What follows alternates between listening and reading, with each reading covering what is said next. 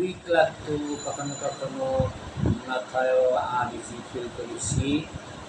আর ওকে কখনো চিনচিন করতাম হালকা করে, 1 দিন 2 দিন 3 দিন এরকম থাকতো, পরে আবার অটোমেটিক বুঝতে পারতাম না, হয়তো সেরে যেত।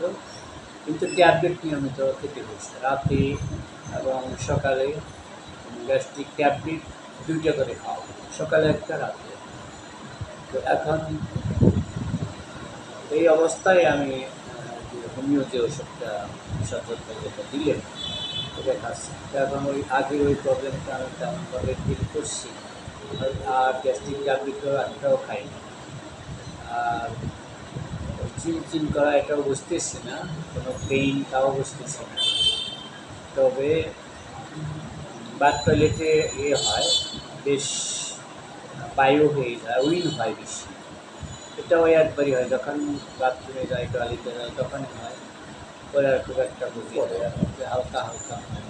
আপনি আমার আমার যে মনে হচ্ছে যে এই হোমিও ওষুধটা এটা ভালোর দিকে, অন্তত মনে হচ্ছে ভালো হচ্ছে। আপনার পরিচয় দিন থাকে। আমি নুরুল ইসলাম, সুইট বাংলাদেশ